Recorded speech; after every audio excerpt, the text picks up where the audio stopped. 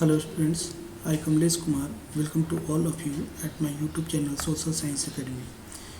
In the previous video, we talked about the three fundamental rights given in the Indian Constitution, that was right to equality, right to freedom and right against exploitation.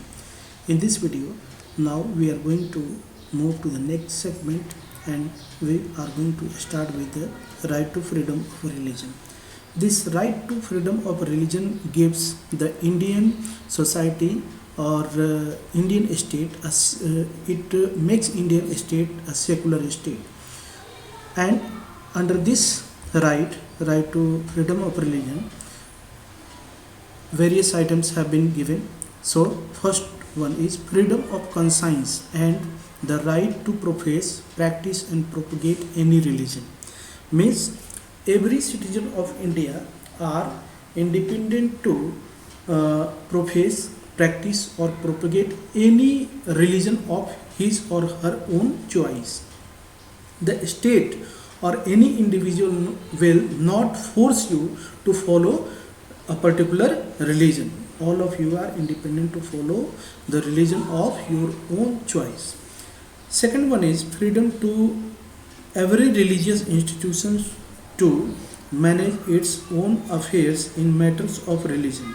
Means every religious matters, every religious communities are free to manage their religious institution by their own.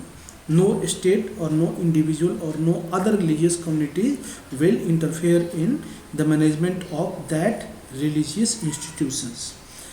Third item is state will not collect any taxes for promotion of any particular religion. Means a state will not take the responsibility to promote any particular religion, or it will not levy any taxes, it will not collect any taxes from the citizens of India to promote any particular religion.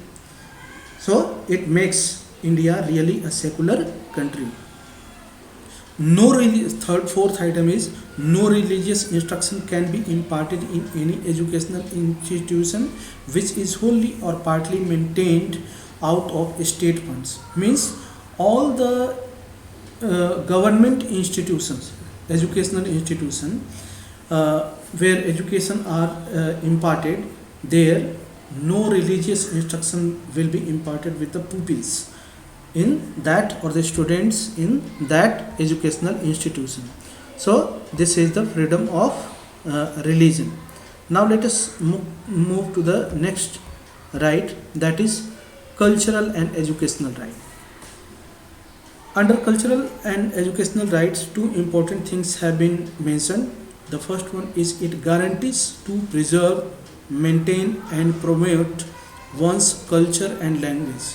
Means every individual, every group in society are independent to promote their own culture, language. Suppose you are having in Bihar some particular dish is popular, and if you want to popularize it in other side of state, so every people natives of Bihar can take responsibility to promote it in the other state. So we can promote our language also. Gujaratis can popularize, they can work for the promotion of their language. Likewise, every citizen of India who belongs to a particular state, they can work for the promotion of their own language. The second one is the minorities will be given assistance by the state to establish and administer educational institution of their own to preserve and develop their culture. Means those religious groups who are in minority, whose numbers are less in comparison to the other religious communities, they have been given independence from the constitution to administer educational institution of their own by their own community. And the last right, fundamental right, which is very very important, that is right to constitutional remedies. Right to constitutional remedies is a remedial right given to the Indian Constitution. Let us see what it says. The Constitution of India has not only listed fundamental rights but also prescribed remedies against their violation. Means anybody violate your rights, you can move to the court, that is remedy, for correction of it, for the compensation. So if a citizen feels that one of his or her fundamental rights has been violated by an executive order, she or he may request to the Supreme Court, High Courts to issue appropriate writ for the restoration of his or her rights. In the next video, we will talk about separately about the writs.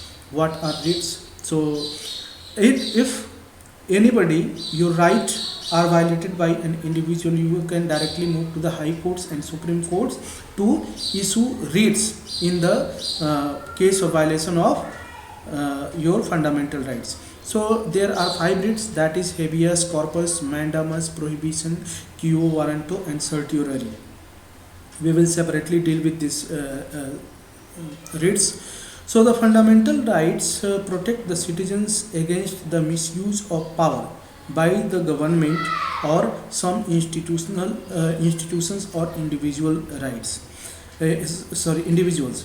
So fundamental rights gives guarantee to every citizen of India that their right will be not violated even by government, any institution or any individual. Therefore fundamental rights are justiciable and are protected by the court. So fundamental rights are justiciable. What does it mean? Justiciable. Justiciable means that these rights are enforced by the court. These rights are enforced by the court. In case of fundamental right is violated, one can move to the court of law and seek justice. But our fundamental rights are not absolute or unlimited. So there are certain restrictions also on the fundamental rights. Suppose if you are feeling right now that you have to listen music on a high volume, so there will be restriction. You will have to take care of your neighbors also, that the high volume can distract them. So you will have to take care of your fellow citizens also. While you are enjoying your fundamental right, the fundamental rights of others cannot be compromised. So there will be some restriction. The Constitution has imposed certain restrictions to check the abuse of these rights. Besides, the state is allowed to impose some reasonable restrictions in the interest of public order, decency, morality, etc. So a state can also impose certain restrictions in certain cases. So these are all the fundamental rights. In the next video, we will separately deal with the writs. What are writs? These 5 writs will be dealt separately in the next video. Till then, thanks. Keep watching. Have a nice day. Thank you.